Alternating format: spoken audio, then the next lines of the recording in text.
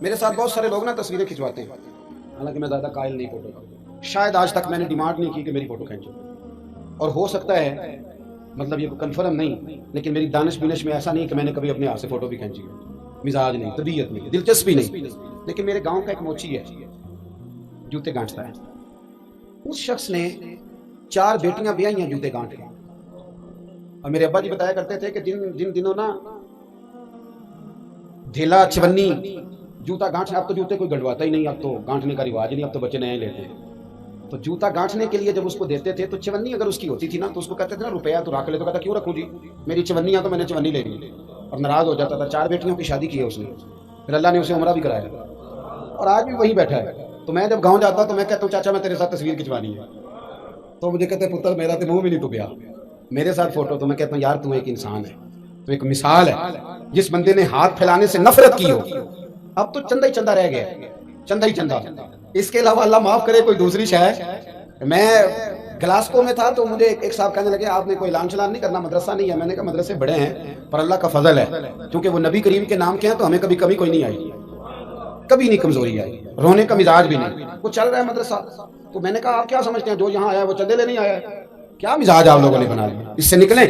وہ بھی کوئی قومیں ہوتی ہیں جو ہر وقت ہاتھ پھیلا کے رکھتی ہیں، قرآن مجید نے صحابہ کی تعریف کی، لا یسألون الناس الحافا، وہ لپٹ لپٹ کر سوال نہیں کرتے، یہ اصحاب صفا کی بات کی قرآن پاک نے، لپٹ لپٹ کر سوال، خبردار تھوڑے پہ گزارا کرنا سیکھو، عزت کی زندگی جیو گے۔ اور نوجوان بالخصوص یاد رکھیں، اگر وقار سے جینا ہے، سر اٹھا کے جینا ہے اور مطمئن زندگی گزارنی ہے تو پھر اس بات پہ راضی ہو جاؤ جو اللہ نے ہمیں عطا کیا ہے۔ پھر تیرا 5 مرلے کا مکان، اگر تو نے فراڑ کا مکان خریدا ہے نا 6 کنال کا، تو اس سے تیرا 5 مرلے کا وقار والا گھر بڑا شاندار۔ عزت کے ساتھ اگر جینا چاہتے ہو، حاتم تائی سے کسی نے کہا تھا کبھی تو نے اپنے سے بڑا سخی بھی دیکھا ہے؟ حاتم تائی کا نام ہے نا آج تک سخاوت میں، اپنے سے بڑا سخی بھی دیکھا ہے؟ اس نے کہا دیکھا ہے۔ کون سا؟ کہنے لگا میں نے ایک دفعہ اپنے سارے شہر کی دعوت پکائی تو میں چہرے پہ نقاب اوڑھ کے نکلا کہ پتہ کروں کوئی آدمی رہ تو نہیں گیا، تو جب میں جنگل میں گیا تو میں نے ایک بابے کو لکڑیاں کاٹتے دیکھا، سب لوگ اس زمانے کے جتنے پڑھے لکھے شعراء ادیب سب میں نے بلائے، بابا لکڑیاں کاٹ رہا تھا، توجہ ہے میری بات پر؟ کہتے میں اس کے قریب گیا، چہرے پہ نقاب تھا، میں نے کہا بابا جی آپ کو نہیں پتا آج حاتم تائی کی دعوت ہے؟ کہنے لگا بیٹے پتہ ہے، تو میں نے کہا جانا نہیں؟ کہتے بابے نے عجیب جواب دیا، کہنے لگا مجھے نا اپنے ہاتھوں کی کمائی کا چسکا لگ گیا۔ کس کا چسکا؟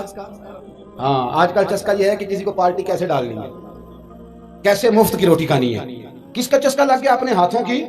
بولیے۔ میرے نا مدرسے میں ایک لائق بچہ پڑھتا ہے، مالدار گھرانے کا تھا، تو تھوڑی سی نا آپ کو پتہ ہے دوران طالب علمی ہمیں بھی بڑے بہانے آتے تھے، تو یہ چیزیں یاد آتی ہیں تو تھوڑا آگے پیچھے ہوتا تھا۔ مدرسے میں کام ہو رہا تھا تو میں اس کو کھڑکی میں لے کے کھڑا ہو گیا، میں نے کہا بیٹے ایک چیز تجھے دکھانی ہے، جب تیرے سامنے بھنا ہوا گوشت رکھا جاتا ہے تو نخرے کرتا ہے، ادھر بھی آ ایک نظارہ دے۔ مزدور نا سویرے 2 روٹیوں کے بیچ اچار رکھ کے لاتا ہے، اور جب وہ دوپہر کو کھانے لگتا ہے نا میرے بھائی، تو وہ اچار اس کی روٹیوں کو بھی لگ جاتا ہے، پونے کو بھی لگ جاتا ہے، لیکن جب دوپہر کا وقت ہوتا ہے تو مٹی سے لتھڑے ہوئے ہاتھ پہلے وہ جا کے ٹوٹی پہ دھوتا ہے، پھر وہ کیا کرتا ہے کہ وہ پانی کا پیالہ خود بھر کے رکھتا ہے، توجہ میری بات پہ رکھیں، پھر وہ زمین پہ بیٹھتا ہے اور جب وہ پونا کھولتا ہے نا، کبھی اسے کھاتے ہوئے دیکھو، یوں محسوس ہوتا ہے کہ دنیا کی ساری نعمتیں اس کے سامنے پڑی ہوئی ہیں، اور ٹیبل پر بیٹھ کر 22,000 کی روٹی کھانے والے اتنا شکر ادا نہیں کرتے جتنا وہ بندہ شکریہ ادا کرتا ہے۔ یا اللہ تیرا شکر ہے، یا اللہ تیرا شکر ہے، اور ان کو لفظ نہیں سیدھے پڑھنے آتے، ویسے بھی لفظ تاثیر سے بنتے ہیں تلفظ سے نہیں، اہل دل آج بھی ہیں اہل زبان سے آگے، صحیح تلفظ نہیں ادا کرنا آتا، لیکن جب وہ ہاتھ باندھ کے کہتے ہیں نا یا اللہ تیرا شکر ہے، تو یوں محسوس ہوتا ہے کہ روٹی تو اس بندے نے کھائی ہے، کھانا تو، ورنہ شادی کے موقع پر اتنا کھایا نہیں جاتا جتنا تباہ کیا جاتا ہے، کیونکہ مفت کا ہوتا ہے نا، مفت کا۔ تو یاد رکھیں محنت کی کمائی ایک حسن ہے، ایک وقار ہے۔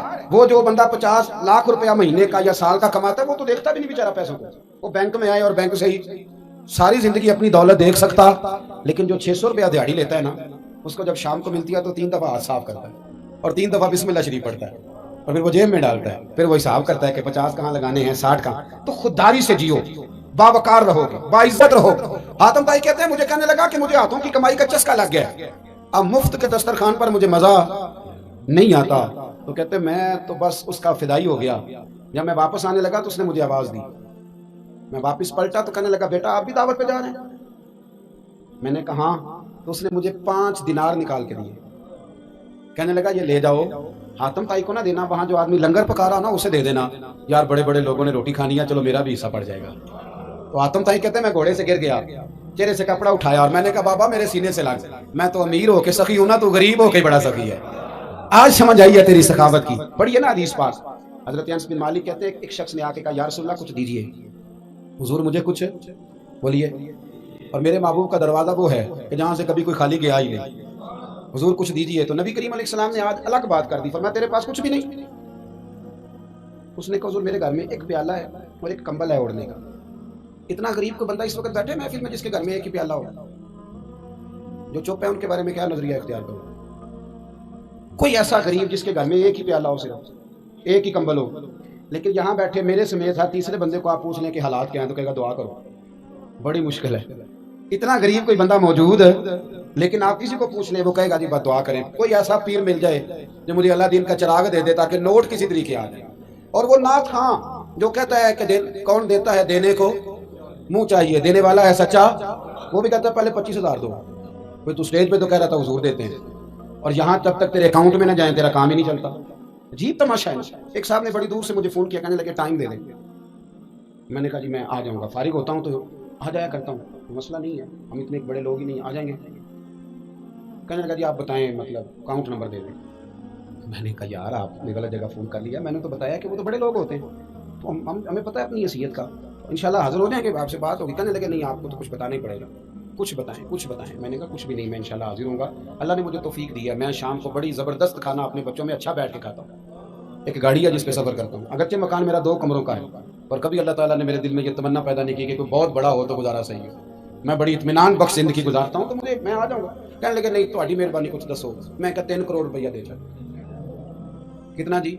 अल्लाह जानता है, हंसाने के लिए बात नहीं कर रहा, मस्जिद में ऊंचा हंसे भी ना। कितने दें? जी ये तो आपने क्या कह दिया। मैंने कहा यार अगर मैंने अपने लफ्ज़ ही बेचने हैं तो अब मैं 25-40 हज़ार में बिक जाऊँ, तो मैं तो समझता हूँ कि नबी पाक का फरमान बड़ा कीमती है, तो रेट लगाऊँ तो मेरी हैसियत ये हो कि 40,000 रुपया। अगर मैंने बिकना ही है तो वो रेट तो लूँ ना। और वैसे भी मैं तो समझता हूँ कि मैं बड़ा अनमोल हूँ, इसलिए कि मैं रसूलुल्लाह के दीन का नौकर हूँ। और ये गलती उनकी नहीं जो बेचते हैं, गलती उनकी है जो खरीदते हैं। आप लोगों ने मार्केटें बनाई हैं, आप मार्केटें ना बनाते तो कभी मार्केटों में इस तरह की चीज़ें बिकने कि हमने जुल्म किया है, हमने ज्यादती की है, हमने ये माहौल बनाया। बहरहाल बात दूर ना निकल जाए, वापस आता हूँ। नबी करीम सल्लल्लाहु अलैहि वसल्लम ने फरमाया तेरे पास कुछ नहीं, एक कंबल है और एक, हुजूर ने फरमाया लेके आ। ये सरकार का फरमान सियासता से अर्ज कर रहा हूँ। अगर इमाम जलालुद्दीन सुयूती ने तफसीर दुर्र मंसूर में तफसील के साथ इस रवायत को कई तुरुक से बयान कहा, एक कंबल, यारो सोचो एक कंबल जिस बंदे के पास हो, एक प्याला, उससे भी कोई गरीब होगा। हुजूर ने मंगा लिया और बोली लगा दी, कौन खरीदेगा? एक शख्स ने कहा 1 दिनार, एक ने कहा 2। हुजूर ने 2 दिनार में बेच दिया। वो बोला नहीं कि हुजूर 2 ही तो चीजें थी, वो भी बेच दी आपने।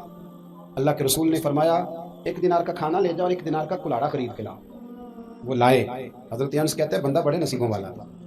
वो जब कुल्हाड़ा खरीद के लाया तो उसमें दस्ता मेरे नबी ने दस्ते मुबारक से लगाया, हुजूर ने दस्ता लगाया और फरमाया ये ले जंगल में जा। मुसलमानों ये मेरे रसूलुल्लाह की तालीम है, नौजवानों गौर करो, अगर मुआशरे को संवारना है तो इस चीज पर मेहनत करो।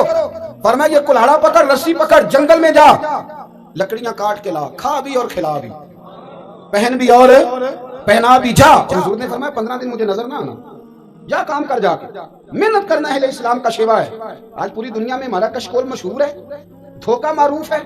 लोग कहते हैं कि इन्होंने ऐसे ऐसे हमने तरीके गैरों से पैसे निकालने के इख्तियार किए, ऐसे ऐसे तरीके कि कभी सुने तो शर्म से सर झुक जाता है। ये मियार होता है आला कौमों का कि वो चंदों पे जिंदगी गुजारे, वो मांग करके खाएं, ये मियार होता है। किसी कोने पे ब्रेक लगती है तो आप देखें मांगने वाले कितने जोरों शोर से आते हैं। खुदारा मेहनत की आदत। उसे अभी चले गए, 15 दिन के बाद आए। ये लफ्ज इमाम सुयूती ने लिखे, 15 दिनों के बाद आए तो हुजूर ने फरमाया तेरा हाल क्या है? हजरत अनस कहते हैं मुझे भी तजस्सुस था कि पता तो चले। तो वो मुस्कुराए, अर्ज करने लगे या रसूलल्लाह पहले 1 प्याला था, अब सारे घर के बर्तन बन गए। या रसूलल्लाह बरकत आपकी है, पहले 1 कंबल था, अब सारे घर के बिस्तर बन गए। और इमाम सुयूती कहते हैं उन्होंने जेब में हाथ डाला तो 10 दिनार निकाले, अर्ज की हुजूर रख ले, मैं सहाबे सुफा के लंगर में हिस्सा डालने आया हूँ, ये कबूल कर ले मुझसे, मेहरबानी फरमाई, मेहरबानी खुददारी